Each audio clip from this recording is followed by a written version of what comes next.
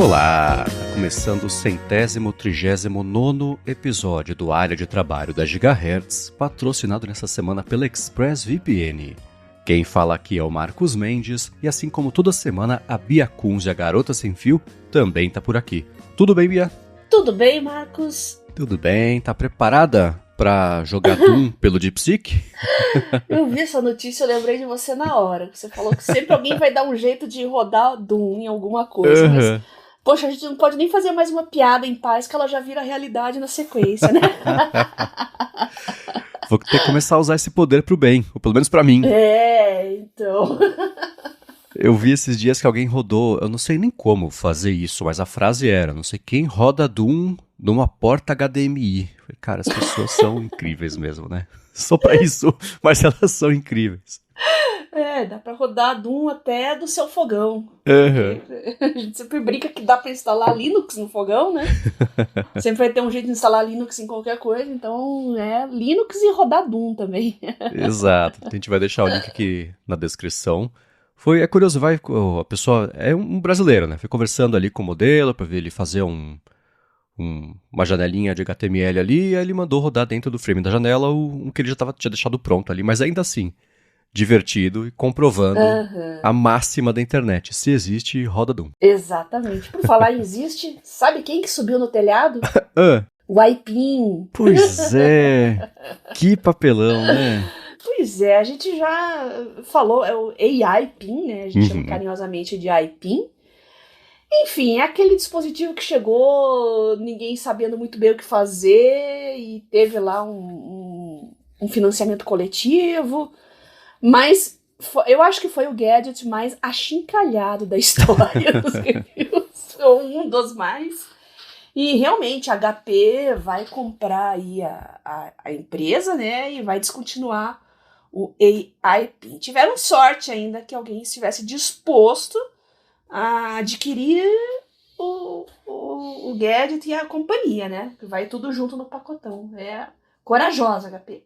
Eles fizeram... Foi aquela expectativa e realidade, né? Sempre assim. Quando eles chegaram, vamos anunciar uma coisa que vai mudar a forma como você se relaciona com o celular, porque você é um escravo da telinha, os humanos nasceram para olhar para frente, não para baixo, blá, blá, blá, blá, blá. Isso é sempre complicado, porque toda vez que sai alguém prometendo substituir o telefone, não leve em conta que as pessoas gostam do telefone delas. Elas não querem ser salvas do telefone. Elas querem usar mais o telefone.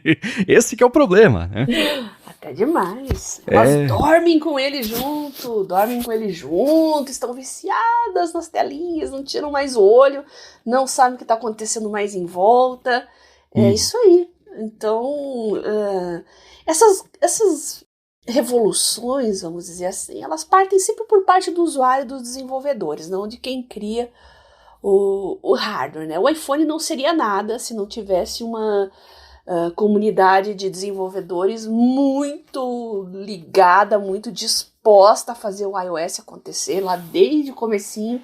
Então não dá para você forçar as coisas aí, ainda mais no mercado de consumo, né? Então... Vamos ver, não é o momento ainda. Quem sabe, para alguns gadgets, alguns produtos de nicho, eu acho que pode ter, como eu já falei, né? Alguns tipos de deficiência física, assim, seria muito legal, mas não ainda. Como dizia o Aragorn, but not today, né? Mas não vai ser hoje. Mas é uma pena, e eu escrevi no Mac Magazine a coluna que falava assim, né? Que o inútil AI PIN é o melhor produto do ano, ou do ano tal, não lembro, uma coisa assim, né? E eu acho que de fato foi, porque ele fez a gente sair da conversa ou desse mindset de que a próxima... Né, eu acabei de falar que as pessoas gostam do telefone. O que não quer dizer que no mercado talvez não se interesse ou que a gente não sinta falta de ver coisas diferentes, um experimento diferente, né? Eu sempre falo no ADT, falava até no loop matinal, né? Saiu mais um telefone com 12 GB de RAM, 512 de armazenamento, megapixel na câmera. Sim, né? A criatividade é legal, a gente vê por aí. E, sem dúvida alguma, o AI PIN foi um exercício criativo, uma ideia diferente. Assim como eu adorei quando o Snapchat lançou os Spectacles, Os óculos com câmera para você fazer foto ali enquanto está na piscina, aquela coisa de Los Angeles que o Snapchat tem, né? Não tomou o mundo, né, por assalto, mas saiu o segundo, o terceiro ele é estranho, mas esse mercado de óculos, na época não tinha nem como saber que ele poderia virar a casinha de LLMs para você interagir com o mundo por meio de visão computacional. É o que parece estar acontecendo, mas eu falei a mesma coisa na época, nossa, que bom que eles não lançaram mais um telefone com 12 GB de RAM. Então, eu adoro ver essas, que eu falo que são os exercícios criativos tecnológicos. Uma tentativa de você pelo menos não lançar só mais um telefone para ser mais um no mercado que está absolutamente saturado. Tá saturado porque as pessoas compram, gostam e usam e não vão abrir mão. Todo mundo já sabe disso. Mas acho que existe espaço para esses experimentos e a Humane tentou. Acho que o principal problema, teve alguns, né? Um deles foi, acho que a atitude mesmo, de os próprios vídeos, não aquele jeito blasé, meio cocaine chique, assim, de apresentar as coisas, mas de uma superioridade, sei lá, os vídeos foram estranhos e o produto, né, a partir de utilidade, o produto acho que frustrou mais que outra coisa, que a ideia de você usar um negócio na roupa não ia mesmo agradar todo mundo. Óculos, em contrapartida, as pessoas já usam no rosto há séculos, então se colocar uma coisa ali não é um problema. Em contraste com o próprio Apple Vision Pro, né, que se fosse um terço do preço, ia ter a mesma resistência, porque os casos, você não vai sair na rua com isso, exceto aquele bando de youtuber que não foi abraçado quando era criança, precisava de atenção.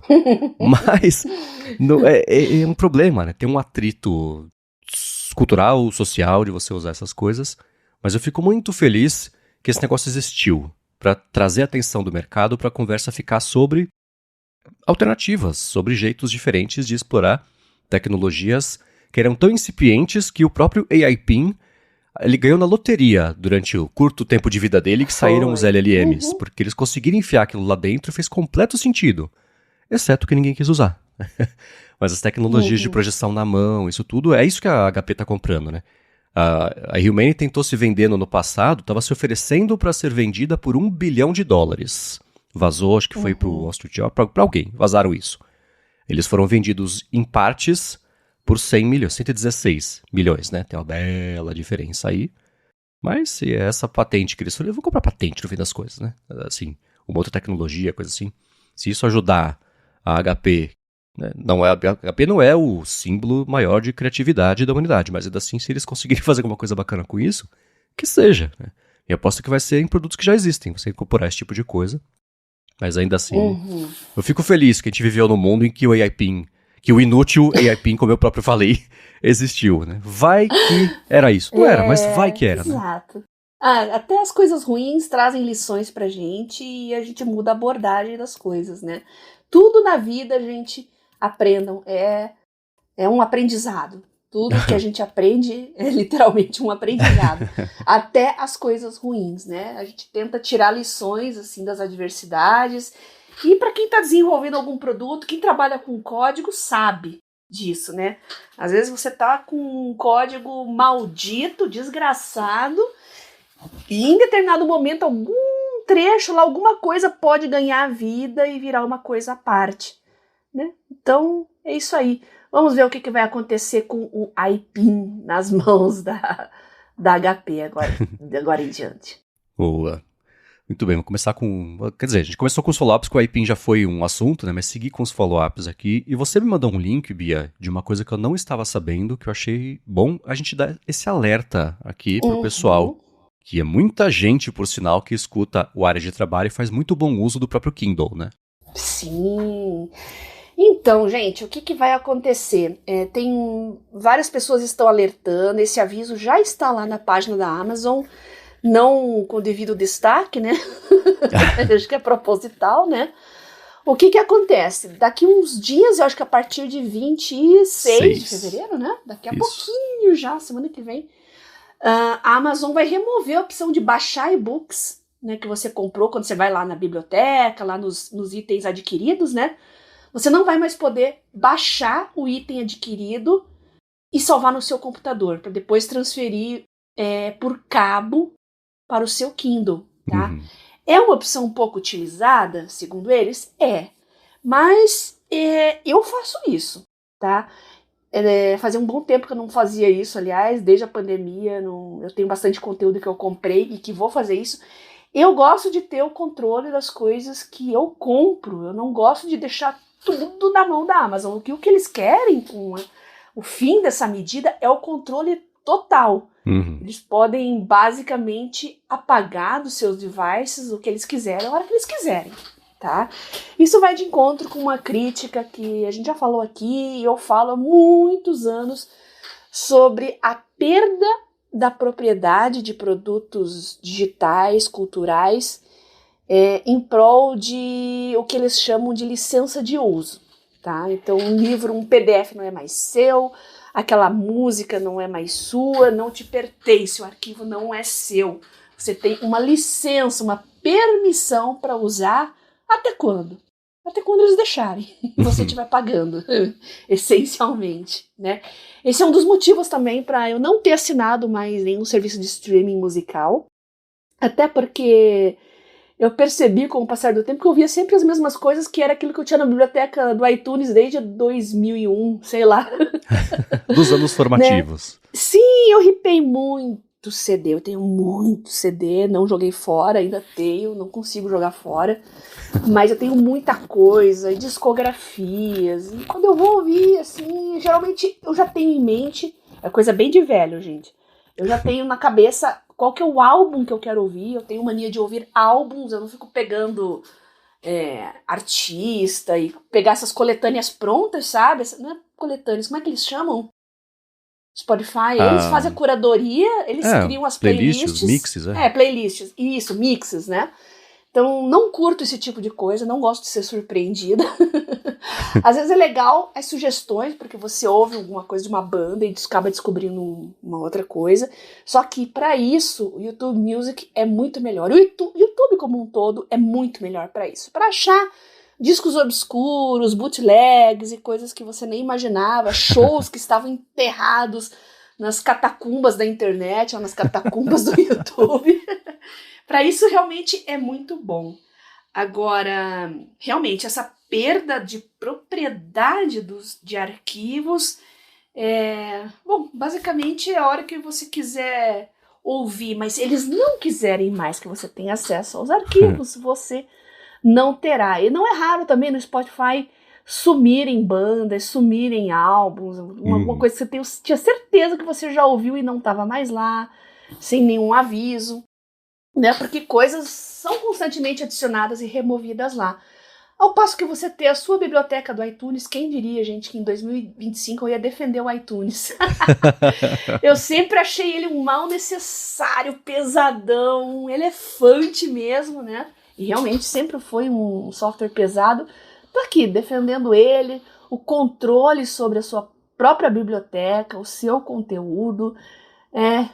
Gente, os tempos mudam, né? A gente muda de ideia também. Nunca diga nunca. Mas com o Kindle, eu já tô fazendo a mesma coisa aqui. Tô baixando os meus livros, salvando na minha pastinha. Tem uma pastinha só de livros. E vou guardar, porque, sei lá, né, gente? De repente, eu tenho algum livro que seja maldito aí pela Amazon queira fazer queimar livros, queimar no sentido virtual. Eu tenho os meus guardadinhos aqui e eu posso colocar no meu Kindle sem acionar a conexão wireless nem nada, não depender de rede nenhuma, né? É uma pena que isso esteja acontecendo. A minha expectativa é que em exatas 2 horas e 26 minutos alguém encontre um jeito, a hora que a Amazon virar essa chavinha, de você poder voltar a conseguir de algum jeito baixar o livro. Vai ser no formato mais maluco, mas vai dar, vamos ver. Eu acho que nem tudo vai estar perdido assim, mas essa limitação é claro que só vai ser contornada porque tá ligado, né? Assim, a maior parte das pessoas acho que vai acabar ficando sem mesmo. É uma pena, né? Como você falou, não é uma quantidade gigante de pessoas que fazem esse tipo de backup. Muita gente só vai lá, entra, compra o livro, lê e pronto, né? Mas, para quem tem esse tipo de coisa como parte do fluxo, eu imagino que vai fazer muita falta você não conseguir, não poder fazer. E por isso, eu até te perguntar, Bia, você que tem bem mais costume do que eu de fazer esse tipo de compra, e também para todo mundo que escuta aqui o podcast, quais são as alternativas para quem quiser continuar comprando e consumindo livros digitais? Outras lojas, se existe algum jeito de compras diretas com as editoras, sei lá. Tem como, Olha, se não der mesmo por meio da Amazon, fazer isso para outro lugar? eu já testei de tudo, sabe? Já usei Kobo, tá guardadinho aqui ainda. Um da Positivo, que... Como é que era o nome? Alpha. O da Saraiva. Esse da Saraiva é o Kobo, Uhum. Tinha várias opções. É curioso, né? Agora você tá me fazendo pensar, eu tô refletindo aqui. No Brasil não tem mais concorrência. Não é. Não tem, morreu. A Barnes Noble tem o sisteminha deles lá, que é muito bom, por sinal, mas que é o Nook, né? Uhum. Não tem aqui no Brasil também. Caramba. Aliás, a primeira compra online na minha vida, lembrei agora, a primeira compra online que eu fiz na minha vida foi em 99 ou 2000, eu não lembro agora. Foi um livro da Barnes Noble que levou 4 meses pra chegar, mas eu fiquei maravilhada por ter comprado uma coisa pela internet e ela ter chegado na minha casa. Não é que veio? Não é que veio? Caramba! Então, gente, basicamente é isso, tá? Não tem concorrência, não tem opção. Tem os Piratex, né? Os Piratex nunca vão te xingar, nunca vão te ofender, vão estar lá sempre de braços abertos, prontos para te receber. E muita gente acaba fazendo isso, tá? E de repente é uma boa opção. Os livros que você comprou, que você tá em paz com o autor porque você recompensou ele pelo trabalho dele, se tá muito burocrático, vai lá, pega e guarda uma cópia para você, assim como você faria como uma cópia física. Uhum. Né? Então, não sou também daquele tipo que faz escolhas entre o físico e o digital. Eu acho que ambos têm as suas vantagens e desvantagens. Livro é livro. Não importa a plataforma, o importante é ler. Mas eu tenho muita coisa em PDF, assim, livro técnico, porque eu gosto do tablet, gosto de escrever, né? Nossa, agora eu tô deprimida, porque realmente a gente tá preso na Amazon. Eu tô pensando e agora não tem concorrência. Não tem. Então... Saraiva acabou. Ah, a Livraria Cultura tinha o Kobo também. Uhum. Ah, lembrei, o meu não era comprado na Saraiva. A Saraiva era o Leve, não era? Isso, o meu foi comprado na Livraria Cultura, gente. Na finada Livraria Cultura. Pois é, não temos concorrência, gente. Olha que situação. Olha como é ruim o oligopólio. Olha como é ruim concentrar poder em pouquíssimas empresas. Isso vale para tudo, para bens de consumo, para bens digitais, big techs. A gente precisa de concorrência, gente. Concorrência é o que faz o mercado respirar. Então, pessoal, quem tiver alternativas, souber de jeitos... A gente sabe que tem os jeitos ilegais. E como eu sempre brinco, né? Só quem faz a coisa do jeito legal se ferra. Quem vai lá no Google, procura pelo nome do título.pdf, baixa e lê, não vai estar nem pensando nisso. Já lê o livro enquanto a gente está tentando achar alternativas aqui. Mas, para quem tiver alternativas e quiser compartilhar com a gente, compartilha, que eu acho que isso pode... Acho que isso vai desproporcionalmente afetar bastante quem escuta aqui o Área de Trabalho, que é mais o perfil das pessoas que provavelmente tinham esse lance, usam o Calibre, né, que é o programa lá de você transferir. Então, ajudem a gente, por favor, que acho que isso vai fazer falta aí, a partir do dia 26. O Calibre vai continuar funcionando, tá? Vai continuar sendo possível transferir coisas pela USB, tá? Só que aquele negócio, você tem que estar logadinho no sisteminha da Amazon, é o controle total deles, né? Quer usar cabo? Quer? Tá, mas vai ter que estar logado. Muito bem. E seguindo aqui com os follow-ups, quero dar uma dica, na verdade, o Matheus mandou pra gente a dica do Capacities. Eu vou deixar, Capacities, né? Eu vou deixar o link aqui na descrição. E ele gostou bastante, porque ele falou, mesmo no plano gratuito, ele tem um plano pago, custa R$32 por mês, ou o plano pago mais ainda, que é R$40 por mês. Eu vou deixar os links aqui na descrição, mas o ponto é que eles próprios lá falam, a gente acredita que todo mundo deveria poder acessar ferramentas para construir conhecimento.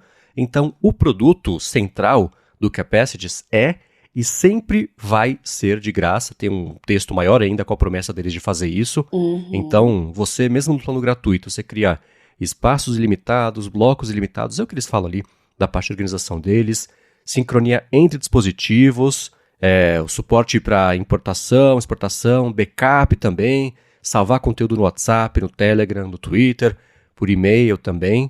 E o Matheus falou, né, sobre o uso dele para isso. Falou do Web Clipper também, que diferente do Evernote, ele não transforma o texto num formato simplificado. Ele deixa você ver o site ou o vídeo, coisa assim, e do lado você faz a sua nota para ter um contexto maior ali do que está acontecendo. Então, a gente vai deixar o link aqui na descrição. Obrigado, Matheus. Ele está muito empolgado com o Capacity. Falou até, Evernote, acho que... Tchau, hein? Então... Não, o Evernote, ele tá melhorando muito. Um dos pontos mais fracos dele, que sempre foi as ferramentas de formatação, de texto, para quem usa o próprio ambiente do Evernote para criar textos e escrever. Então, isso tá melhorando bastante, sim. A Bem-Expulse está investindo bastante, viu? Eles até criaram um site, uma página, só para atualizar a comunidade com as melhorias conforme eles vão lançando. Eu não lembro do link agora, eu esqueci de colocar na nossa pauta aqui, mas se eu não me engano é productevernote.com, alguma coisa assim. Então você tem lá um ambiente ali que tá tudo sempre atualizando em web, mobile, em software, versões Mac, Windows, etc. Então, achei tá aqui, é isso mesmo. É isso, né? Productevernote.com, é isso? Productevernote.com. Vou deixar o link na descrição aqui. Tá tudo lá, gente. Deixa salvo ali nos seus favoritos e acompanhe sempre, porque tá... Nossa, é muita coisa. Difícil acompanhar tudo que tá saindo, então Evernote is not dead. Vai ser mais difícil do que isso se livrar do elefantinho. Exato. Não é que nem a coruja lá verdinha que parece que morreu. Então, e pra quem não gosta do Notion, né, tem essa outra opção, né, aí, que é o Capacities. Opção não falta. E uma coisa que o Matheus comenta é que eles também têm umas funcionalidades que lembram um pouquinho o Obsidian, de você visualizar a conexão entre notas, etc. Mas ele achou bem mais simples de entender e de mexer do que o Obsidian, que eu acho meio... Como é que o Coca fala? Testa dura? Alguma coisa... Costas... Não sei. Mas é difícil. Esse é o ponto. Sim, queixo duro, lembrei.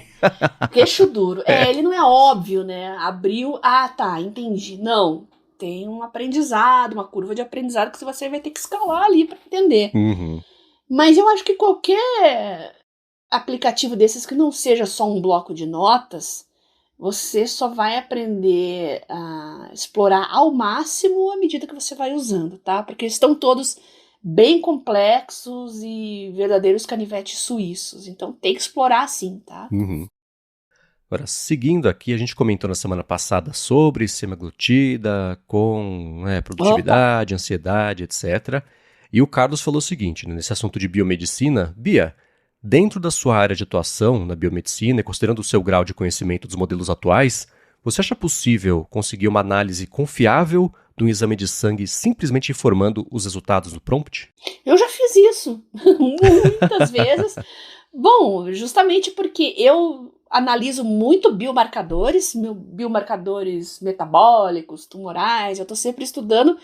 E às vezes eu pego, jogo lá e eu quero ver se ele interpreta direitinho. O Claude, pelo menos, nunca errou, tá? Não quero dizer que ele acerta sempre, mas todas as vezes ali, e eu perguntei para ele, essa PCR aqui, que valor que pode indicar uma infecção viral, diferente de uma infecção bacteriana? Quando que pode indicar uma sepse? Ele acertou tudinho e perfeito. Se você tem livros que você usa como guidelines, e os laboratórios fazem isso, tá? Os resultados, as metodologias, até os equipamentos que são usados, tudo seguindo determinados protocolos, e nos laudos, se vocês forem olhar, ler as letrinhas miúdas, vocês vão ver qual que é a metodologia usada e o equipamento e de qual empresa é utilizado para fazer aquilo. Então, se você tem o material bruto, né, teórico, as bases daquilo lá, e você jogar no notebook LM, ele vai, entre aspas, aprender aquilo lá e vai interpretar para você certinho, de acordo com aquele protocolo. Então, perfeitamente possível sim, tá bom, Carlos? Boa, e na minha experiência lidando com materiais médicos, ajudando a Lari em coisas de dia a dia, o Claude é mesmo, de longe, o melhor modelo para fazer essas coisas. Inclusive coisas mais complicadas, sei lá, você tem um monte de informação em PDF, você fala assim, vou te dar esse monte de arquivo aqui. Faz o seguinte, lê e coloca numa tabela com essa e essa categoria. Isso, exato, ele faz. Em meio segundo ele gera a tabela, é assustador como é bom, e eu ainda não peguei ele inventando coisa. O que eu já vi ele fazer é o seguinte, essa coluna aqui, você me fala se é A ou B. Aí ele fala assim, é B, só que com um pouquinho de C. Você fala, não. Eu só quero que você me diga se é uma coisa ou outra. Não complementa, não pensa, não interpreta, não complementa. Sim, me diz o que é. E aí vai. Mas eu também tive essa experiência e o ChatGPT ainda é frustrante como ele é ruim para fazer esse tipo de análise. Uma análise mais simples, do tipo, você jogar lá o hemograma e ver se interpretar, ele pode fazer de um jeito melhor, né? Mas precisar processar, agrupar os dados para dar uma saída nisso, ainda mais se for uma coisa mais estruturada, putz, eu acho que é Claude. Eu usei esses dias, eu fiz, a Lari fez em mim, endoscopia e colônia. E aí chegou o laudo de uma biópsia que ela fez, e aí veio uma informação lá no laudo que eu não sabia o que era. Eu falei, ótimo jeito, né? Eu liguei o ChatGPT, liguei o Voice Mode com a câmera, falei, escuta, ó, tá aqui um laudo, o que é isso? Aí ele foi explicando, isso aqui é só o tecido ali por baixo, tá tudo bem e tal. Então deu pra tirando essa dúvida. Mas eu não sei como é que teria sido se eu falasse assim, ó, pega esse laudo aqui, transforma numa tabela pra mim, interpretando os dados, dizendo o que cada um quer dizer com, sei lá, referências. Eu acho que o Claude sairia melhor nessa. Com certeza. Não, eu não tenho dúvida, tanto que eu assinei justamente para eu poder usar mais, porque é de longe a IA que eu mais uso, da Anthropic, que aliás tá para sair uma atualização aí, né? O Reasoning tá chegando para todo mundo, o Grok 3 chegou também essa semana. Não estava disponível para mim, o Elzo preparou um negócio pra gente, eu falei, escuta, me conta aí como é que tá o Grok 3. Só que eu abri o computador para gravar a hora de trabalho, pimba, o Grok 3 disponível para mim, então eu não mexi em nada ainda. Quero mexer porque o Grok eu uso muito para assuntos factuais. Ainda é a minha IA favorita para discutir pessoas, assim, pessoas públicas, vamos dizer, porque ele não tem tantos dedos, né, não é cheio de dedos igual o ChatGPT e os demais para falar de pessoas. E não tô falando de stalkear, não, gente. Eu tô falando que é trabalho jornalístico, tá? Político tal que foi governador não sei da onde, de que ano até que ano. Tá? A Wikipédia, às vezes, ele coloca, ele foi isso. Mas às vezes você quer saber em quais projetos de lei fulano esteve envolvido. Nos anos que ele foi deputado, faça um resumo da atividade parlamentar dele.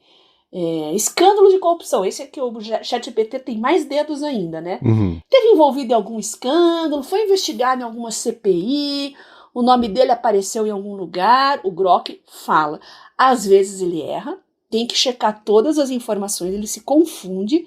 E é engraçado que ele traz, às vezes, os fatos certos e confunde o nome do político. Olha o perigo.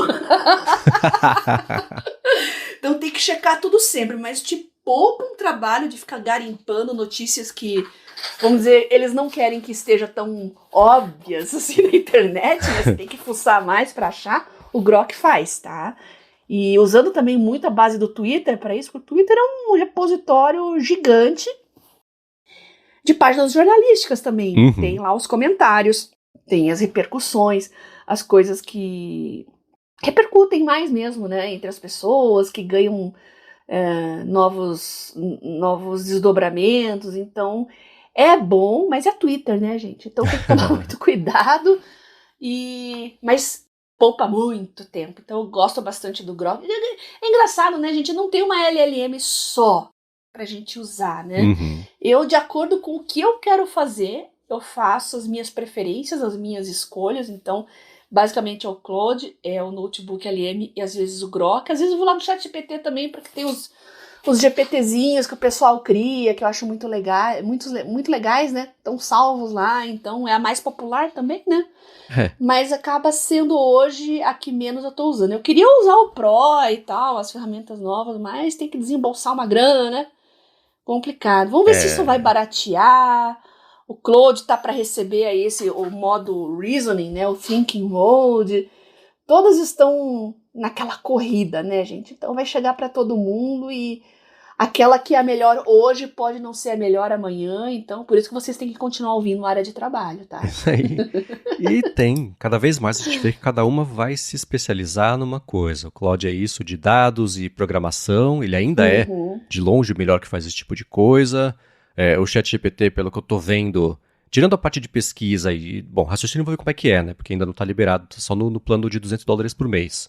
Mas eles falaram, inclusive, que vão liberar, até no plano gratuito, acho que 2 pesquisas por mês, uma coisa assim. Tem uma coisa, vai ser, né? Ó o que o DeepSeek chacoalhou mesmo o mercado, né? Mas agora vai ser todo mundo achando um nicho pra explorar e crescer. É chato pra gente que tem que ficar pulando de um pé no outro, né? Dependendo da tarefa. Por outro lado, eu prefiro isso do que todo mundo tentando fazer absolutamente tudo e ficando todo mundo mal menos, né? Se você é especializado numa coisa, ótimo, manda bala, acelera, aprofunda, que a hora que eu precisar de você eu vou te usar com certeza. Acho que esse é como eu tô levando. E a gente vai falar desses, os mecanismos todos de pesquisa profunda já, inclusive. Esse do Anthropic era um rumor de umas 2 semanas pra cá, que eles estão pra lançar. Que o Anthropic tá meio atrás, né? A gente já comentou algumas vezes que eles estão meio... até o plano pago, como a Bia falou, tem as limitações. A gente tá esperando eles lançarem atualizações e umas coisas assim. Mas esses buscadores profundos, acho que vai ser um dos jeitos novos de interagir com LLMs. E cada um com uma profundidade diferente. Acho que vai ser tudo bem útil no dia a dia, isso com certeza. A única coisa que me chateia no Claude é que mesmo assinando aqui o plano profissional, tem dias que ele coloca ali para mim o Opus, Haiku, não o Sonnet, que é o melhor modelo que eu trabalho mais, né? Isso me chateou, eu comentei semana passada, né? Mas ele fala, pare de usar por algumas horas, você bater no seu limite, ou no máximo, por você no plano pago, Não. ele te faz o downgrade pro plano mais simples, plano de modelo.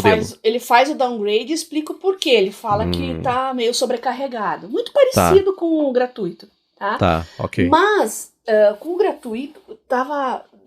Na maior parte do tempo, pelo menos o horário, assim, que tá na Europa e o pessoal tá usando, assim, tá sobrecarregado.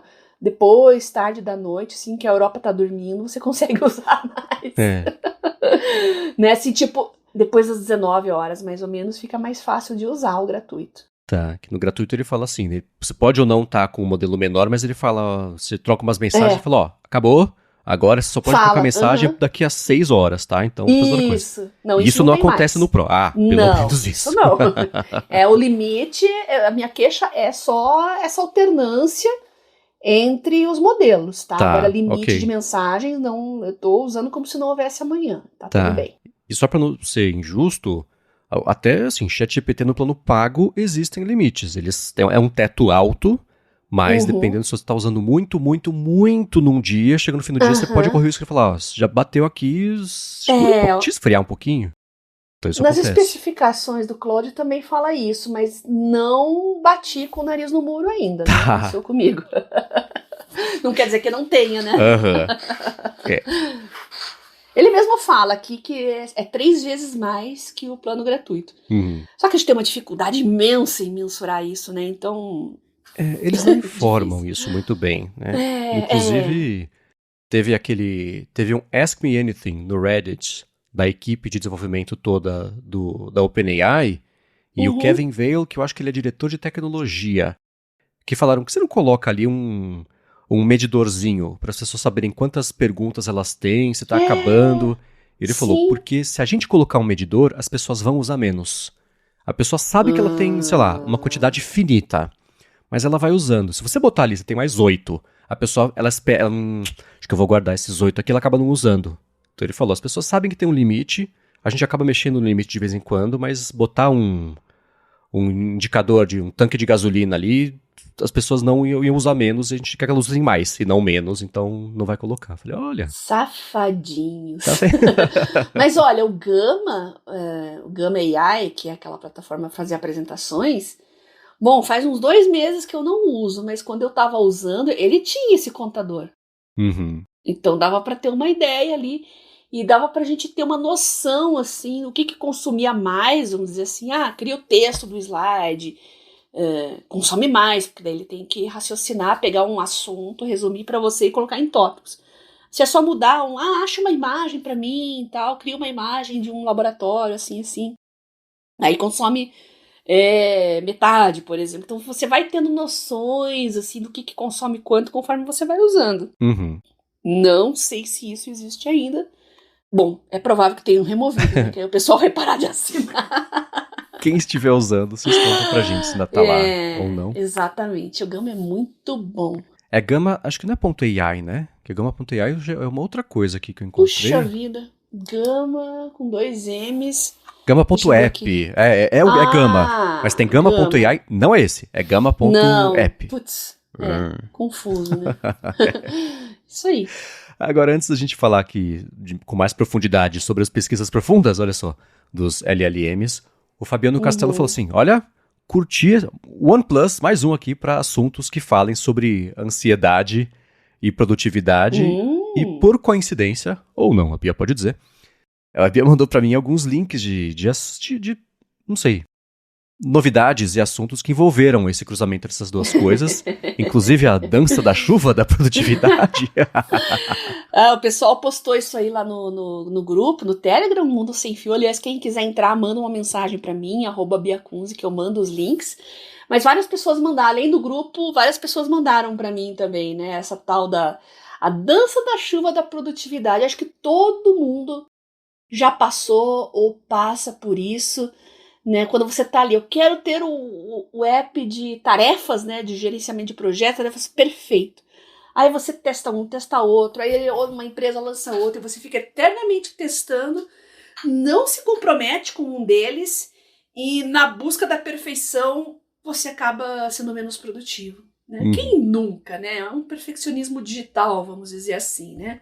Então, quando você fica eternamente se ocupando de coisas, achando que está sendo produtivo, mas não está efetivamente trazendo resultados, essa é a dança da chuva da produtividade. Pseudo-produtividade, né? Você acha que é, mas não é.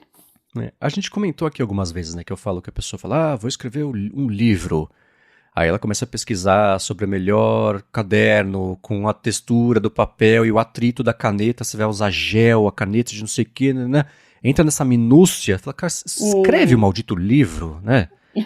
Então, tem essa coisa de, vou achar aqui a ferramenta certa de produtividade para mensurar o meu tempo e dividir as tarefas, vou usar uma IA para organizar bonitinho para mim, fazer um plano, enquanto isso vou achar meu aplicativo de e-mail, achei esse aqui que tem colaboração com o projeto. Também, né, você tá andando em círculo e se distraindo com o assunto produtividade e o resultado está cada vez mais distante do que você queria fazer em vez de estar mais perto, né? Então esse texto explora, é divertido, claro, o lance de dança da chuva, mas explora isso. Acho que vale sempre manter isso no radar, né? De você ter um objetivo para buscar a ferramenta e não se distrair com essa busca, porque ela é divertida, né? A gente adora coisa nova, brilhante, claro. Né? Mas tem limites, né? Eu lembro que eu percebi que as pessoas queriam sempre, assim, dica de app, como se fosse um consumível, sei lá, dica de filme, né? E eu sempre que busquei e encontrei um app bom para alguma coisa, eu me dei por satisfeito, né? Então, mas a pessoa, dica de, assim, se você já usa o seu de calendário, e-mail, principalmente esses aí, lista de tarefas, é uma sede por uma coisa que seja melhor, porque você fala assim, a expectativa é, esse aplicativo vai resolver para mim, eu não vou ser produtivo, ele vai ser produtivo para mim, né? Não, é óbvio que não. Então essa busca pela solução perfeita, eu acho que é muito mais você encontrar a ferramenta e moldar a ferramenta no que você precisa, ao invés dela te moldar, sempre eu falo isso aqui, que é uma dica importante. E não é o próximo update do Notion que vai resolver a sua vida de produtividade. É você que vai fazer isso usando ou não o Notion, né? Mas que inverter um pouco a expectativa, né? Exatamente, falou tudo. E a gente eu tava um pouco nessa espiral aí, sabe, de sempre buscando melhor e tal, mas ainda sou um pouco, mas não penso mais tanto no que é pra mim. Eu tô muito mais comprometida com o que funciona, tô com o Todoist, o que acho que usando 15 anos como meu gerenciador de tarefas. Testo outros, mas eu testo com a cabeça, assim, de pra quem que pode... Beleza, não é útil pra mim, mas pra quem que pode ser? Eu transformo numa pauta pro podcast. Então eu sempre sugiro coisas pra vocês que eu testo, exploro um pouco, mas que não vai ser útil pra mim, mas por meros motivos de ser produtora de conteúdo, tá? Não fico mais migrando todo o meu conteúdo de um lugar para outro e nunca estando satisfeita. Não, isso... Já passei por isso, mas não posso mais. Bom, e além disso, né, essa rain dance também aumenta a ansiedade. Se você toma muito cuidado, porque na busca da perfeição você pode estar, além de sendo improdutivo, sendo mais ansioso. Uhum. E a gente falou um pouco disso semana passada, de produtividade, da ansiedade. E faltou você, Marcos, tocar nesse assunto aí. Como é que funciona aí a sua dinâmica para colocar na balança produtividade versus ansiedade? Eu vou tentar focar nessa nesga específica, que a ansiedade, claro que é um assunto muito mais amplo, envolvendo ou não trabalho, e aí existem outras formas de lidar com isso. Eu quero falar específico sobre como eu reduzo a ansiedade, especialmente quando o trabalho está uma loucura. Mas antes de fazer isso, eu vou tirar aqui um minuto do episódio para agradecer a ExpressVPN, que está mais uma vez patrocinando a área de trabalho e segue oferecendo um mês de graça para você experimentar o serviço deles e depois 3 meses de lambuja, de bônus, ao final da assinatura do plano anual, mas tem que ser por meio do link expressvpn.com/adtrabalho ou então usando o cupom ADTRABALHO no checkout, ou se você passar na descrição aqui, você clica ou toca no link, cai direto já com o cupom aplicado para proteger a sua conexão. Se você depende de Wi-Fi públicos na sua vida, você sabe que você está expondo os seus dados, vai saber como é que está a segurança dessa conexão, para que está sendo coletado, o que está sendo coletado dos seus dados, dos seus aparelhos, da sua navegação, de você, e você deveria poder falar não para esse tipo de coleta, e você diz não com a ExpressVPN. Tudo o que é trafegado, roteado por lá, passa pelos canos impenetráveis da ExpressVPN e nem ela fica sabendo os sites, os serviços, os servidores, os conteúdos, por quanto tempo, qual que é o aparelho, versão do sistema. Eles guardam muito bem isso. O pouco que eles guardam, na verdade, é em memória RAM, para eles poderem limpar isso. Eles limpam de tempos em tempos. E se você consome muito streaming, é excelente você usar VPN, porque dependendo do país que você usar para rotear a conexão, você vê o catálogo desse país, que é diferente do catálogo que tem aqui no Brasil.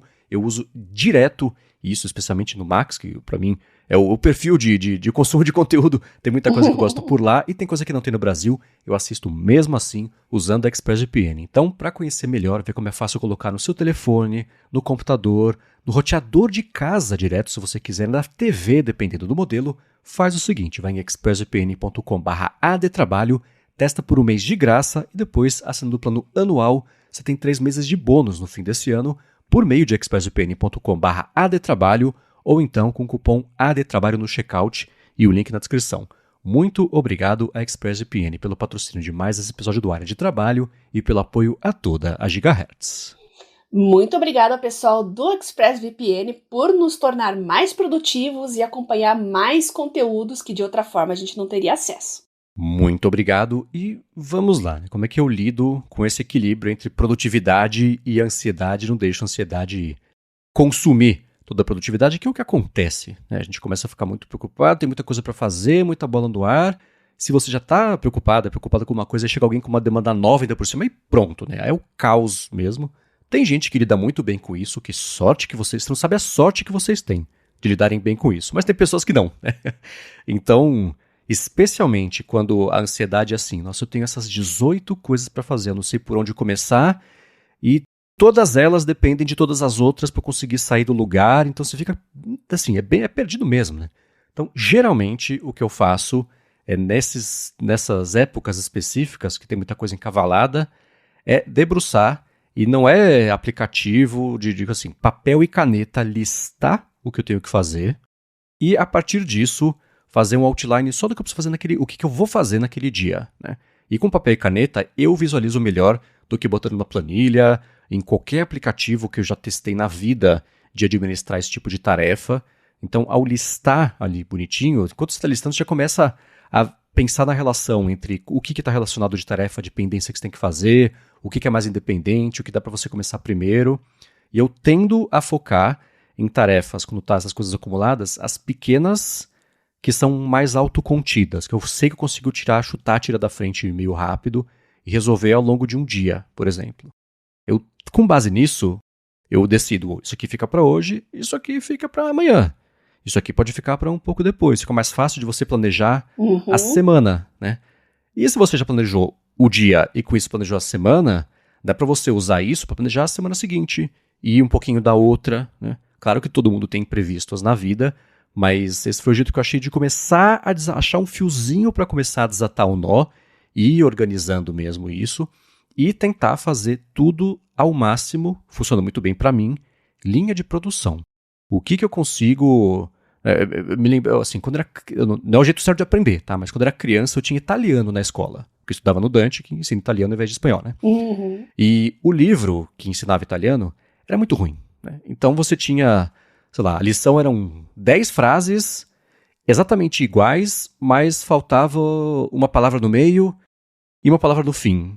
Eu lembro que eu preenchi a primeira palavra do meio na primeira frase, na segunda frase, na terceira, na quarta, na quinta, e depois no fim. Não aprendia nada, mas esse conceito de linha de produção sempre pareceu muito produtivo. E hoje, do jeito certo, eu adoto isso na minha vida, né? Uhum. Então, eu tento ao máximo colocar na sequência tarefas que vão exigir a mesma regiãozinha, porçãozinha ali do cérebro, porque você não precisa ficar trocando de contexto o tempo inteiro, né? Quanto menos você precisa pensar entre tarefas, mais você passa fazendo as tarefas. Então, para mim, isso funciona bonitinho, né? Agora que eu sei como que eu vou desatar esse nó, tenho aqui um roadmapzinho, o que eu faço? Eu vou dividindo o meu dia em blocos de 1 hora. Não é exatamente um pomodoro, mas como eu faço já tem 3 anos, né? Um rastreamento muito preciso do tempo que eu gasto fazendo cada tarefa, e tem um jeito facinho que eu escondo esse timer no Mac, que você quer uma ansiedade, botar um timer na sua cara pra ver quanto tempo... né? Não, né? Mas eu tenho aqui um atalho pra ver quanto que tá o tempo corrido ali, e eu já sei que a hora que eu penso, nossa, eu tô fazendo isso faz um tempo, putz, eu precisava de uma pausa. Faz, sei lá, 50 minutos que eu tô fazendo. Então talvez o Pomodoro tenha razão, né? Mas de 1 em 1 hora, eu quebro o mesmo bloco, levanto, vou pegar uma água, um café, a pausa do xixi, dou uma espiadinha no Threads, sei lá, coisa rápida, e volto pra começar um bloco novo de 1 hora. Quanto mais eu explico isso, mais eu percebo, você inventou o Pomodoro, parabéns. Mas é diferente, né? Do que ter um timer de 45 minutos que vai te interromper se você está no fluxo ou não, dane-se, né? Isso pra mim não funciona. Mas de 1 em 1 hora acho que é um jeito bom de você entra no flow, concentração total, satura um pouquinho, reduz a atenção, você reinicia esse ciclo. E especialmente nesses dias, o que contribui para a ansiedade? Notificação, a mensagem, o e-mail, né? Então, nesses dias, assim, cada um tem um contexto, eu entendo isso, mas tentem ao máximo desligar tudo o que vá te interromper, te distrair, mesmo assim, do trabalho, a ferramenta de comunicação do trabalho. Putz, eu desligaria, né? Eu não tenho muito no dia a dia trabalhos colaborativos, que a ferramenta depende de todo mundo conversando, mas tem hora que você tem que sentar a bunda e fazer, né? E alguém com uma pergunta que a pessoa tem, ela tem a resposta sozinha, ela pode ir atrás, mas te pergunta porque é mais fácil. Não, né? Então acho que um pouco de respeito no trabalho é você ajudar a criar a expectativa da pessoa de que você não vai responder imediatamente, porque você também está fazendo as suas coisas. Nossa, né? Isso é fundamental, gente. Pois Vocês têm que criar essa cultura de não ser always on, sempre disponível para qualquer um. Não. Quanto antes vocês colocarem para chefe, colega de trabalho, etc., que tudo tem a hora certa, até as interrupções, o trabalho parece que flui e diminui, claro, a ansiedade, né? Exato. Então, assim, foco total, fecha o e-mail, fecha o WhatsApp, bota o não perturbe no telefone, foco, 100% foco. E aí, pra mim, white noise. O barulho do motor do avião ligado no fone de ouvido com cancelamento de ruído para eu não ter nenhum estímulo externo a não ser os meus olhos direto ali no que eu tô fazendo e digitando furiosamente.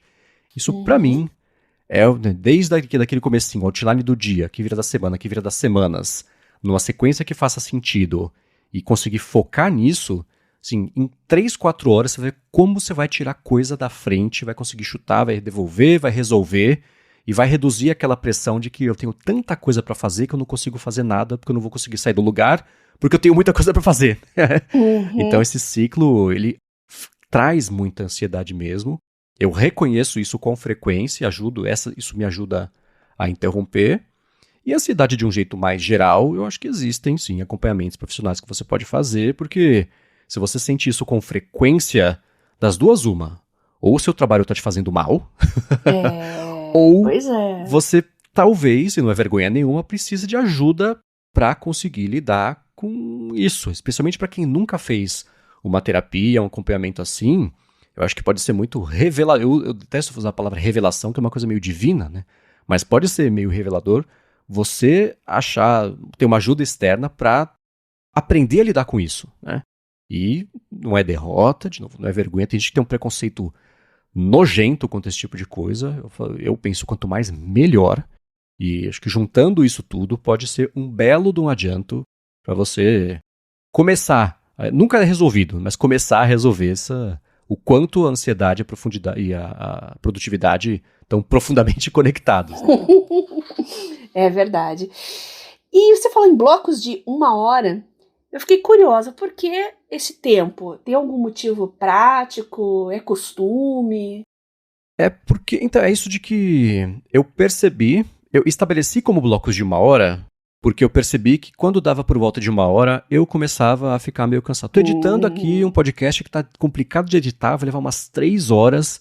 A hora que dá a primeira hora, eu, assim, sem saber que deu a primeira hora, eu sinto naturalmente que, putz, eu tô disperso, tô editando aqui, pensando em outra coisa, a minha próxima coisa que eu tenho que fazer, porque já são não sei que horas, eu tenho que fazer. Então eu noto que vai caindo a minha concentração, aí eu interrompo o ciclo, levanto, dou uma volta, volto, sento aqui e beleza, dá pra começar esse foco de novo. Mas é o que funciona pra mim. Pode ser que para algumas pessoas 1 hora seja uma eternidade e precisa interromper e reiniciar esse ciclo a cada, não sei, meia hora. Pode ser que fale 1 hora, seu fracote, o meu é em 3. Putz, que bom pra você, aproveite, né? Que sorte que você tem. Mas pra mim 1 hora é o natural. Eu já vi pessoas, principalmente quem estuda para concurso, vestibular, que fala que fica 6 horas estudando sem pausa, né? Cada um é cada um, né? Não vou criticar os métodos das outras pessoas, mas eu acho que tem uma diferença no que você tá fazendo, tá?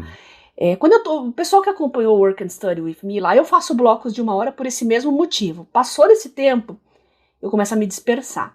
E isso, tem estudos já que atestam, isso realmente é verdade. Mas quando você está estudando, ou seja, você está absorvendo informação, o seu cérebro está em modo de assimilação de informação. Agora, quando eu estou escrevendo, por exemplo, ou seja, as coisas já estão na minha cabeça, eu estou colocando para fora, eu preciso de mais tempo que isso. É o tempo que o meu cérebro vai entrar naquilo que chamam de estado de flow, né? E se cortar, fizer uma pausa de 1 hora, quando eu tô no flow ali, parece que eu não recupero mais. Então, o mais importante, gente, é que vocês se conheçam. Então, quando eu estou escrevendo, eu faço blocos de 2 horas. Não mais que isso, porque a própria natureza do meu trabalho não vai além de 2 horas, tá? Então, só que 1 hora vai cortar bem no meio do meu raciocínio ali, de uma coisa que eu estou em pleno desenvolvimento. Então não fica legal. Então eu coloco 2 horas. Então, tarefas diferentes, necessidades diferentes, né? Por isso que é importante a gente se autoconhecer, aí entra o papel da terapia também, né? Eu tô vendo muita coisa do Wesley, né? A gente já falou dele aqui, fantástico.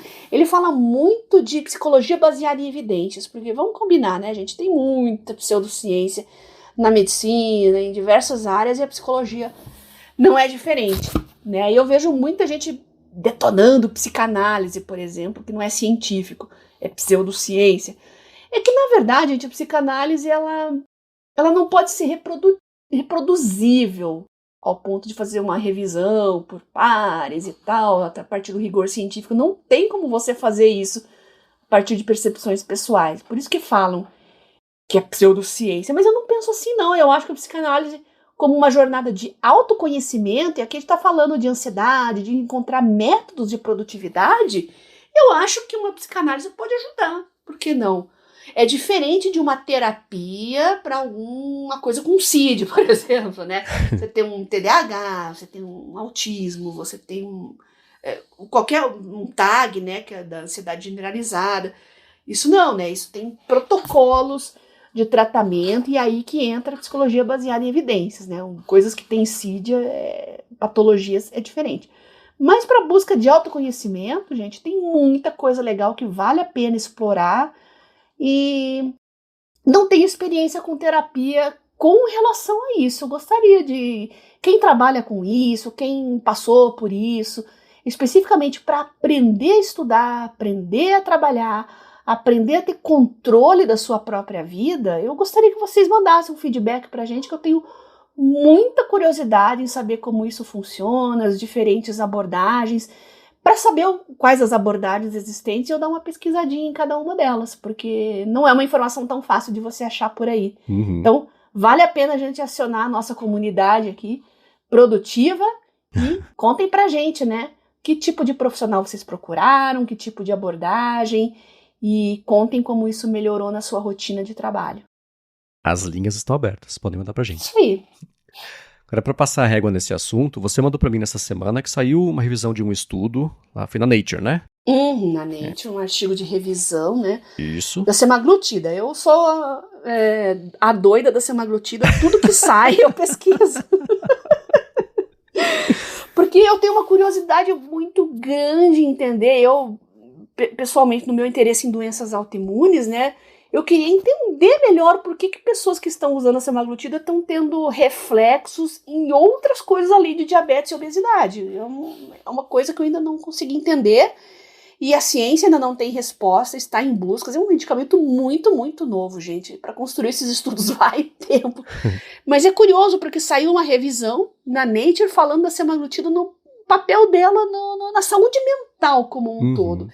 E pelo que eu estou percebendo, assim, o papel desses antagonistas de GLP-1 é com relação a comportamentos compulsivos como um todo. E aqui a gente está falando de saúde mental, a gente está falando de alcoolismo, entre outras coisas. Parece que ela freia a compulsão, assim, no geral. Não se sabe ainda as vias metabólicas que estão envolvidas nisso, tem suspeitas, são estudos preliminares, vão ter linhas de estudo para esclarecer melhor como isso acontece, mas tá aí, gente, é muito interessante. A gente tá na era da compulsão para tudo, né? Drogas, bebidas, comida, né? A semaglutida veio aí com a compulsão alimentar inicialmente, né? Mas nós temos aí telas, né? Qualquer comportamento sexual, tudo é comportamento compulsivo, né? E mais coisas virão aí nos próximos anos. Eu só tô acendendo a bandeirinha aqui, agitando a bandeirinha para vocês prestarem muita atenção nisso, porque coisas muito interessantes virão no futuro, tá? Só uma pergunta rápida, não é uma pegadinha, tá? Porque eu fiquei confuso mesmo. Ele é agonista, né? Agonista, isso. Que eu acho que você falou antagonista antes, só pra gente ter certeza que a gente não passou aqui informação errada. Porque... Falei antagonista? Eu acho que sim, mas gente, agonista, né? Agonista ele promove. Isso, promove, exatamente. Então, não é só a semaglutida, tem outros, né? Já tinha como é que era o nome? Alguns medicamentos para diabetes, aí 10, 15 anos atrás, já com esse papel, mas agora essa classe como um todo tá amadurecendo bem. Eu vou lembrar desse... Victosa, se eu não me engano. Victosa. Eu perguntei aqui no chat GPT, mas ele não foi rápido o suficiente. Ainda tá girando a resposta aqui. Pergunta do Victosa, se aí. V-I-C-T-O. Gente, estudar farmacologia é uma loucura, gente. É muito nome.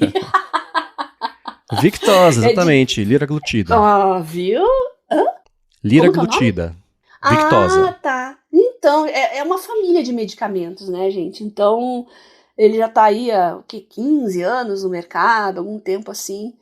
E a perda de peso acaba sendo uma consequência, né, do tratamento. Mas o tratamento inicial é justamente a diabetes.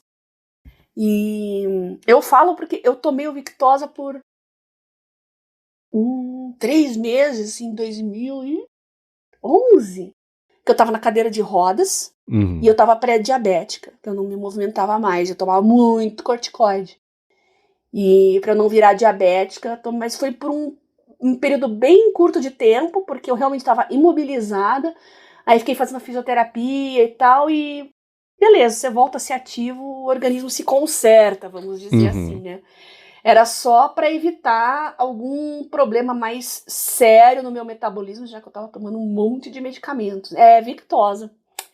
Exatamente. Então, é uma família de medicamentos que tá aí faz muito tempo e a gente vai acompanhar, né? Não tenho muito mais o que falar, porque nada é atestado ainda, os estudos estão em andamento, então eu sou muito cuidadosa na hora de falar de coisas que faz isso e faz aquilo. Não, né? São Sim, evidências preliminares, né? Análises preliminares, observações preliminares. Tem que fazer estudo mais robusto para comprovar isso, tá? Boa. Mas a gente vai Esses deixar agonistas, né? A gente vai deixar aqui na descrição o link para esse estudo. Eu não sei se ele tá aberto, né, Bia? Porque você tem acesso por conta da faculdade, mas a gente deixa o link aqui apontando para lá, né? Aí artigos de revisão costumam ser abertos, tá? ótimo. Tem que dar uma maravilha. olhadinha lá. Te deixa aqui tá? porque é interessante. Eles analisaram outros estudos e fizeram também estudos com as próprias mãos ali para achar a relação entre o agonista do receptor peptídeo 1 e etc. E a atuação nisso para a parte de saúde mental por aumentar a plasticidade, reduzir até a parte da formação de placas que geralmente estão associadas a Alzheimer. Então é uma aplicação super ampla, né? Ajuda, altera a atividade da amígdala, né? Que está envolvido com ansiedade, olha só, né? Resposta ao medo também. E do outro lado, melhora a função do córtex pré-frontal, que tem a ver ali também com regulação emocional, também controle de ansiedade, parte de decisão, etc. Tudo é bastante preliminar, nada conclusivo, mas é interessante que, especialmente no Alzheimer, eles fizeram testes até que o uso da semaglutida ajuda a promover e melhorar a parte olfativa, que geralmente é um dos indicadores iniciais de Alzheimer. Então, tudo está conectado, é super interessante. Mas tudo isso que eu estou falando, leiam, se aprofundem. Não tenho ideia do que eu estou falando. Eu estou falando o que eu vi com o Deep Dive do notebook MM, conversando com ele, depois resumindo e pegando no ChatGPT. Então eu tô aqui de orelhada, me ambientando com isso, mas o estudo vai estar aqui na descrição para quem quiser mergulhar mais a fundo. Os Deep Dives são maravilhosos para você fazer conteúdo de revisão, né? Nossa, meta-análise, revisão, o que é para quem não está familiarizado? Basicamente se pega tudo que a ciência produziu de artigos, né, os melhores artigos, né, padrão ouro e tal, faz um apanhadão e, a conclusão que se tem do que foi publicado até agora é a seguinte: isso é um artigo de revisão. Então, por isso que eles costumam ser abertos também, porque eles não são um estudo, eles são um deep dive nos estudos que se tem publicados sobre aquele assunto. Então, vale a pena. E se vocês tiverem dificuldades para entender melhor o que está se tratando, olha, as LLMs são fantásticas com artigos de revisão, tá? Pede lá, explica como se eu fosse um estudante secundarista. Eles explicam muito bem. O Claude faz isso maravilhosamente bem. ChatGPT também. Vai lá, então, joga o PDF lá para eles que eles vão te explicar tudo direitinho, tá? Excelente. Agora, voltando, a gente tinha separado esse segmento final do episódio para falar sobre esses pesquisadores mais, os deep researches, os deep dive não, né, outra coisa, mas a funcionalidade de pesquisa mais profunda que os modelos de linguagem passam mais tempo fazendo aquele que eles chamam de inferência, né, que é, entre aspas, pensando mais ali para te gerar a resposta, e o que desencadeou para a gente voltar a falar disso nessa semana foi o tsunami de anúncios e funcionalidades, incluindo, claro, o lance do Grok 3, né? E foi interessante que você pediu, como você estava sem o acesso até hoje de manhã, né, Bia? Você pediu pro Elzo Brito, que já participou aqui do Área de Trabalho, vou deixar o link na descrição pro episódio que ele participou, um abraço pro Elzo, testar o Grok 3, perguntando, né, o que é o Área de Trabalho, e ele entregou um relatório enorme falando sobre o que eu não encontrei informações erradas, e até os links, exceto um link que ele jogou pela metade ali, mas os links certinhos dos episódios da Gigahertz, o seu do Twitter, né, Bia? Enfim, de cada episódio também, e um relatório falando, sai toda quarta-feira, os episódios duram aí mais ou menos 1 hora e meia, até hoje tem 138, a partir de hoje tá desatualizado, né, mas tinha até ontem 138, fala de você, fala de mim. Então é um relatório, tem o quê? Quantas palavras ele gerou aqui? É um relatório bem completinho, deixa eu pegar aqui. 1.200 palavras, ok, uma boa redação de escola. E isso tudo baseado nessa versão nova do Grok, que foi treinada com 200 mil placas H100, isso foi 10 vezes mais do que o Grok 2. No anúncio das capacidades, o Grok 3 mesmo, o completo, está em beta, e saiu o Grok 3 Mini, né? No anúncio eles Isso. compararam com os modelos equivalentes a asterisco, porque, por exemplo, no caso do ChatGPT, compararam um pouquinho com o 4O, com o O1, não com o O3 que está saindo, mas está ali, né? Na parte de desempenho, ele supera ou se iguala com o Gemini 2 Pro, o DeepSeek, o V3, não o R1 de raciocínio, mas o V3, o Claude 3.5 Sonnet, o GPT-4o também. E a má notícia é que junto desse anúncio eles subiram o preço do... Eu nem sabia que tinha um Premium Plus de assinatura. Tem. Pois é, eu tenho o Premium, mas não é o Plus, que é bem mais caro. Então, por isso que eu tava sem o acesso. Eu não sei por que liberaram pra mim hoje, porque eu não fiz upgrade, não. Até quero ver. Eu só abri aqui, liguei o computador pra gente gravar o podcast, abri as pautas, aí abri o Claude, abri o Grok, ele falou assim, já tem o 3 pra você aqui, tá? Opa! E é incrível, né, como eu tava pensando, que lembra lá 2 anos atrás, a gente falando do ChatGPT, né, ele falava que eu escrevia arte de engolir sapo. É verdade. Até hoje tira um sarro de mim, porque, e aí, quando é que você vai assinar o meu exemplar aí, um autógrafo da arte de engolir sapo? Eu ainda acho que você devia escrever esse livro, Bia. Ia ser muito bom. Errou a universidade que eu estudei. Assim, nossa, mas uns erros grotescos, né? E hoje não. Né? Hoje tá muito mais preciso isso, pelo menos pessoas que têm um trabalho na internet bem divulgado, né? Então, como eu falei, não é stalking. Isso aí é você pesquisar a produção daquela pessoa no âmbito mais público, né? Sim. E, nossa, eu adorei esse resumão aí. Pra fazer um Media Kit aí já tá bom, hein? Pois é. O que você achou? Então esse é uma visão geral do Grok 3 e do 3 Mini. Agora que eles lançaram, por exemplo, um aplicativo separado, estão desassociando você ter que estar no Twitter para usar, porque senão você limita muito o universo de pessoas que vão, potenciais que vão especialmente assinar, né? Que é o que importa de verdade, né? Então, acho que mais gente vai poder usar. E as pessoas que estão usando, né, fazendo testes iniciais, por exemplo, eu vi que o Victor Tailink, esse cara é um gênio. Ele está fazendo até uma linguagem de programação para ajudar o desenvolvimento de IA, que é uma linguagem que roda na GPU. Sim, a gente até bateu um papo com ele no IA Sob Controle, ele vai sair, acho que em breve, a gente vai ver quando que vai liberar. E ele falou, cara, isso aqui, não sei o que as pessoas estão comentando, porque hoje, aqui, 19 de fevereiro, é o novo topo modelo de fronteira que até consegue resolver problemas que ele próprio tinha proposto que os outros LLMs não conseguem resolver. Ele elogiou bastante, o Elon Musk até retweetou ele deve estar bem feliz. Então uma coisa que acho que hoje tá outra chacoalhada no mercado, né? No anúncio do Grok 3, teve uma hora lá que eles mostraram uns dados que ele gerou que não eram de verdade, mas sim, que estavam errados, mas acho que todo modelo está meio sujeito a isso, né? A diferença é que nos outros exemplos, as empresas falaram, é ao vivo, vai saber, ele pode inventar, e deu certo, né? Nesse o Grok 3 acabou errando, mas ainda assim eu acho que não é não mata o propósito ou a utilidade dele.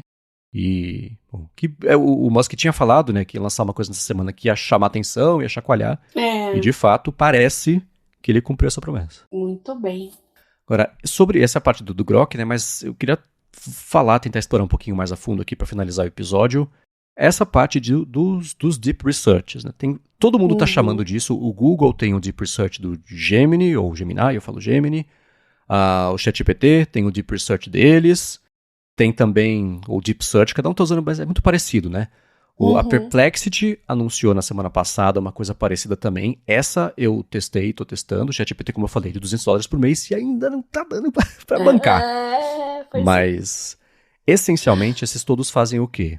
É o que eu falei, que você dá para ele muito mais tempo para ele ir fazendo a inferência, pensando e pesquisando. Eu sei que pensando ele não está pensando, mas vamos lá, né? E daqui a meia hora, 10 minutos, 20 minutos, ele te entrega um relatório muito mais aprofundado do que a resposta rápida que ele gera ali. E isso só dá para fazer porque hoje em dia, como a Bia comentou, a geração do texto está muito mais confiável. Pode cometer erros? Pode. Ele sempre vai poder cometer erros, mas está muito mais sob controle isso. E a parte de utilidade quando ele gera informação, quase como um estudo, paper científico, tem uma afirmação, ele bota a fonte, para você ir atrás ali se você quiser, né? Para você checar o fato. Exato, né? Então, tem diferentes níveis dessa pesquisa. Por exemplo, esse da Perplexity, Para quem é usuário do plano o Pro, que tem aquele da Vivo que você resgata por 1 ano, etc., eles dão 500 buscas por dia. No ChatGPT, acho que são 50 por mês. Então, para quem assina, o $200. Então dá para ver que tem... Por quê, né? Porque um vai ser muito mais aprofundado do que o outro. Claro. Mas a da Perplexity está excelente. Eu fiz testes com coisas que eu dominava para ver mesmo o que tipo de informação ia retornar, quais são os sites.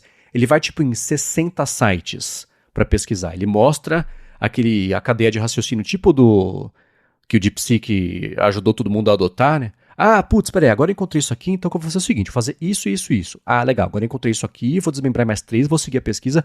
Então você vai acompanhando ali o processo dele. E como demora muito, no caso do ChatGPT, leva meia hora. Esse do DeepSeek, do Perplexity, leva, sei lá, ao máximo que eu consegui fazer ele pesquisar foi 7 minutos. Ainda assim é bastante, mas ele te notifica, né? Precisando ficar esperando ali. Então é um jeito diferente de interagir com ele. E tudo que ele gerou para mim foi útil, me poupou tempo de pesquisa. Eu comentei, acho que foi numa fonte. Eu não sei se eu vou usar isso como um método definitivo de pesquisa, especialmente para os textos que eu faço para o Mac Magazine. Porque para o meu fluxo de trabalho, o processo de pesquisa, ele ajuda na parte de criatividade e inspiração para onde vai o texto. Né?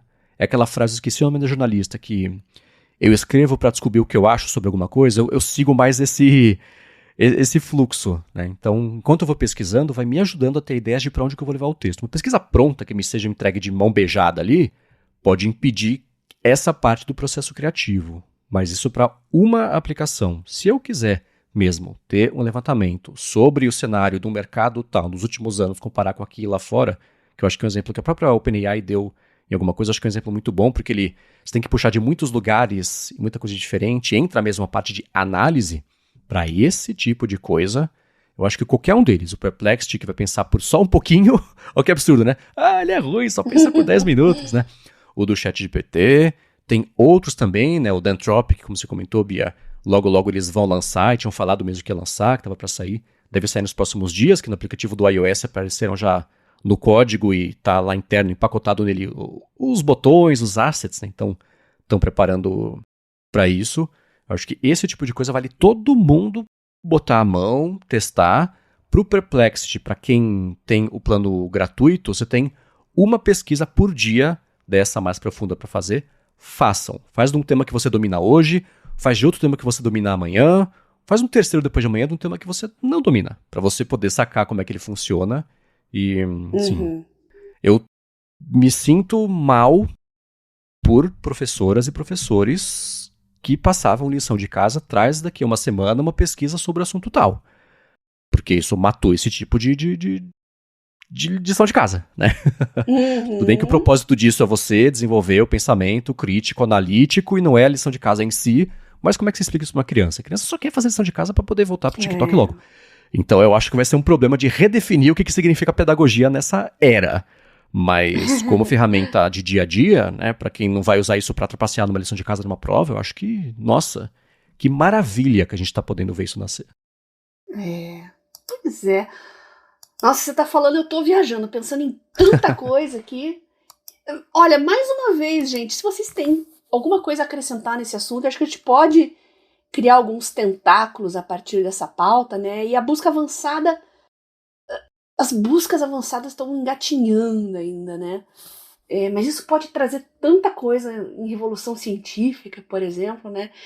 Eu gosto muito dessa área de drug discovery e eu digo que tudo isso está mudando completamente o jeito de eu estudar, de eu ter acesso a informações.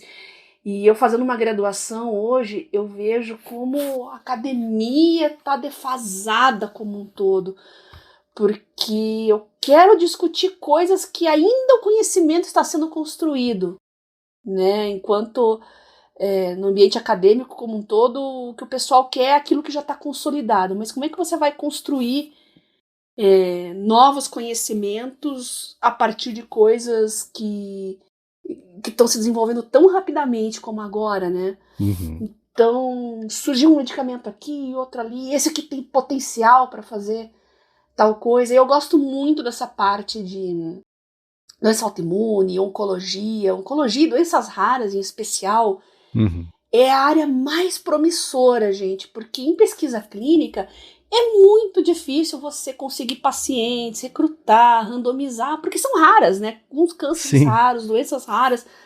Então, e você tendo ferramentas agora, né, de processamento muito poderosas, com esse reasoning, né? A partir de dados brutos, o reasoning já te dá uma direção e agilizar o processo todo e você conseguir ajudar pessoas mais rapidamente, não levando 10, 15 anos, como tradicionalmente é. Nossa, tem tanta coisa, você fica falando, começo a viajar, minha cabeça aqui começa a viajar. E esse é só um dos campos em que a ciência pode mudar, né, com a IA. É caro, precisa de muitos recursos, precisa de servidor, precisa de chip, precisa de gente preparada, capacitada para trabalhar com isso, e a gente ainda não tem, e tá tudo acontecendo tão rápido demais, né? O que vai ser 2026, ano que vem? 2027? Não sei. Eu não arrisco falar o que vai aparecer já no ano que vem. Não arrisco falar nada, porque é tudo rápido demais e a gente não tá conseguindo acompanhar na velocidade que a gente queria, né? E eu penso assim, né? É caro, é difícil. Hoje. A gente acabou de falar, né? Há 2 anos a Bia escreveu A Arte de Engolir o Sapo. Imagina daqui a 10. Né? Então isso tudo é empolgante, né? Eu vejo o pessoal, esses negócios ainda erram, eles erram bastante, é inútil. Eu falo, cara, quão míope você tem que ser? Você nasceu ontem. Essa é a sua primeira vez interagindo com um computador, que antigamente custava alguns milhões de dólares, ocupava uma sala maior que a sua casa. Essas coisas evoluem, essas coisas melhoram, essas coisas minimizam o esforço para conseguir cumprir cada vez mais, né? Então, eu acho que é muito, especialmente para doenças. Você falou de doenças raras, que desde que especialmente quando eu trabalhei na agência que lidava só com farmacêuticas, etc. E a gente fazia muita campanha de conscientização com médicos e médicas de doenças raras. As farmacêuticas lidam muito com isso porque é um desafio, né? A doença é rara, então nem sempre, na hora que chegar um paciente com sintoma, o médico vai desconfiar que é essa doença.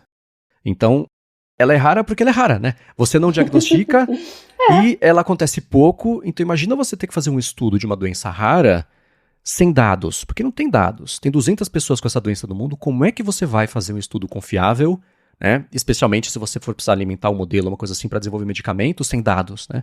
E aí que entra a generativa com a geração que eles chamam de sintético, que eu acho que é um eufemismo que até cria um certo preconceito, porque em sintético é artificial, é inventado. Não, tem gente muito inteligente que passou a vida inteira lidando com isso, que está usando essas IAs para conseguir criar os dados do jeito certo, para complementar os modelos e evoluir e fazer o medicamento lá na outra ponta. Né? Olha que incrível um negócio desse. Então, tudo é muito empolgante. E voltando até a amarrar com o Deep Research, olha várias pontas que estão se juntando para, de novo, daqui a 2, daqui a 5, daqui a 10, daqui a 20 anos. Imagina você ter isso, a evolução disso tudo para conseguir fazer o desenvolvimento de medicamentos que vão atacar essas doenças todas. Então, é um começo de negócio muito, muito, muito empolgante que a gente está vendo. A OMS chama de doença rara aquela que afeta até 65 pessoas para cada grupo de 100 mil pessoas. 65 para 100 mil. Aí você vai pensar, nossa, mas é bastante então, não é tão rara assim. Não, é rara porque você não recruta pessoas suficientes para fazer pesquisa clínica e desenvolver terapias. É muito difícil, tá? Sim. Então, fazendo uma continha rápida aqui, na União Europeia, quantas pessoas pode-se estimar que tenham doenças raras? 24 a 36 milhões de pessoas. É muita gente. Eu não estou falando de uma doença, estou falando de doenças raras no conjunto. O que piora, né? No Brasil, 13 milhões. É muita gente. Tem pessoas aqui que, para certas patologias raras, só tem na literatura brasileira um ou 2 ou 3 indivíduos. Só. Como é que você vai pesquisar com uma amostra tão reduzida como essa, né? A resposta está aí, gente. A tecnologia, biotecnologia, a tecnologia da informação está aí para isso, para resolver esse problema. E eu sou bem otimista aí nos próximos anos com relação à melhoria de diagnóstico, que ainda é muito difícil, doença rara, os profissionais não estão preparados para diagnosticar, porque eles veem pouco, então faz todo sentido. Então, diagnóstico e busca de terapias. Eu acho que isso é uma coisa que vai crescer demais, e se você é da área da saúde, pense nisso. Geriatria e doenças raras, tá? São as demandas mais urgentes para o futuro próximo. Exatamente. Agora, a gente planejava falar aqui sobre um estudo da Microsoft que pintou mostrando sobre como as pessoas estão se sentindo mais burras por usarem LLMs, o que eu achei muito curioso. Mas como a gente tá apertado aqui de tempo, deixa eu fazer o seguinte, deixa de lição de casa para todo mundo ler esse estudo, ou joga lá no Deep Dive do Notebook LM, se familiarize com esse estudo, pra gente poder discutir ele de um jeito melhor informado para todo mundo aqui, e vocês até depois poderem contribuir, mandar as impressões de vocês, se vocês concordam, discordam com o estudo, com a gente, né? Eu acho que já, pra quem escutou esses 139 episódios do Área de Trabalho, já vai ter uma boa ideia do que eu e a Bia vamos achar dos achados do estudo. Porém, vale a pena ler para tirar as conclusões sozinhos e a gente poder discutir isso aqui com todo mundo sabendo do que estamos falando na semana que vem. O que você acha, Bia? Exato. Acho perfeito. O link já circulou lá no grupo, no Mundo Sem Fio, no Produtividade Móvel. Eu vou repostar ele lá no meu canal do Telegram, tá? E o Marcos vai deixar o link aqui nas descrições para vocês acessarem. Eu tenho uma curiosidade. E eu já vou dizendo que eu discordo de muita coisa que eu li. Somos dois. Tá? Mas aliás, discordar é pouco. Eu vou diametralmente no sentido contrário, porque eu nunca aprendi tanto usando IA. Mas é aquele negócio, né? A gente vai entrar no campo aí da saber usar, né? Tem gente que ainda não sabe o que é IA, mas deixa, não vamos entrar nesse campo aqui agora. Semana que vem a gente fala mais e eu quero que vocês ajudem a nos pautar, tá bom? Acesse o link, leiam o artigo, façam um resumo aí nas LLMs e comentem a experiência pessoal de vocês nesse sentido. Como é que vocês se sentem aprendendo novas habilidades, desempenhando funções mecânicas, vamos dizer assim, no trabalho? Você se sente menos burro automatizando tarefas? Não deveria, né? Mas tem gente que se sente. Então, mandem uma mensagem para mim lá no meu Telegram, @BiaKunze, e vocês podem também pedir para mim o link dos grupos, tá? Eu mando os grupos, os canais, para vocês acessarem lá rapidinho. E a gente quer saber a opinião de vocês no nosso próximo Área de Trabalho. Vamos fazer um deep dive nesse assunto. Deep dive. Agora, só uma coisa, a gente não tá pedindo pra vocês concordarem com a gente. A gente já falou aqui mais ou menos o que a gente acha, mas se você, especialmente se você discorda, fala com a gente, porque a gente acha muito bacana ter essa ideia e poder apresentar esses dois lados, especialmente quando eu e a Bia concordamos com alguma coisa, sempre vai sobrar um lado que não vai ser explorado, porque a gente não pensou nisso, né? Então não é problema nenhum. Você fala, não, eu acho que é isso mesmo por isso. A gente comenta e discute aqui sem problema nenhum. Quanto mais discordância sobre esses assuntos, mais papo tem. Sim. O que é uma maravilha pra quem vive de podcast, né? Então podem mandar pra gente sim. Debate que todo mundo concorda não é debate, Exato. né? Conversa de comadres. Exatamente. Então, para achar os links de tudo que a gente comentou, você vai em gigahertz.fm/adtrabalho/139 ou dá mais piada nas notas aqui do episódio. Quero agradecer a ExpressVPN pelo patrocínio do episódio de hoje, a vocês que deixam os reviews, as avaliações e especialmente a vocês que recomendam e ajudam o Área de Trabalho a chegar a pessoas novas a cada semana e a você, Bia, por semana após semana, ajudar a gente a ter essa vida aqui cada vez mais produtiva. Eu que agradeço você, Marcos, pelo convite para participar do Área de Trabalho, que já está na edição número 139. Olha só quanto material a gente não produziu nesses últimos anos. Haja link. Graças aos nossos patrocinadores que viabilizam ele e principalmente vocês que estão sempre mandando dicas, sugestões, comentários, imagens, links, vídeos. Podem mandar tudo pra gente. Eu tenho o Telegram, como eu sempre falo, @BiaKunze, para vocês ficarem à vontade, mandar áudio, inclusive, né, com as suas percepções, com as suas observações. E vocês podem entrar em contato também com o Marcos, que vai deixar os links aqui. Então, tem diversas formas de vocês entrarem em contato conosco. Exatamente. Para falar comigo, se vocês quiserem, eu sou MVC Mendes no Instagram e no Threads. Eu apresento por aqui o A Fonte e a área de transferência. Para a Lura, eu apresento o IA Sob Controle, que saiu hoje, quarta-feira, com um episódio, com uma entrevista com o Alex Lang, que é líder de engenharia da Perplexity. Olha como deu certinho de falar sobre Perplexity hoje também, né? Foi um papo, ele é um gringo, é traduzido o papo, tem o papo original também em inglês, e foi uma conversa das mais bacanas que a gente bateu lá, porque a gente falou de desafio de desenvolver o motor de resposta na época em que tudo é polarizado, o que é verdade, o que não é, fazer pro iPhone, pro Android, as diferenças, semelhanças de relação a fazer com a web. Ele é um cara divertidíssimo, ele falou... Ele deu a dica pra gente que ia sair aqui o Deep Research sem falar, ele foi meio malandro com isso, e eu recomendo que vocês escutem, ficou aqui bem bacana o papo. E eu também escrevo pro Mac Magazine todo fim de semana passado da inevitável briga, rota de colisão entre o Tim Cook e o Donald Trump, quando aparecer um iPhone que tiver que ser desbloqueado por FBI, coisa assim. Vai chegar, eu falo porque o link vai estar na descrição. Pessoal, obrigado mais uma vez pela audiência de vocês e a gente volta na quarta que vem. Beijoca sem fio a todos e até semana que vem.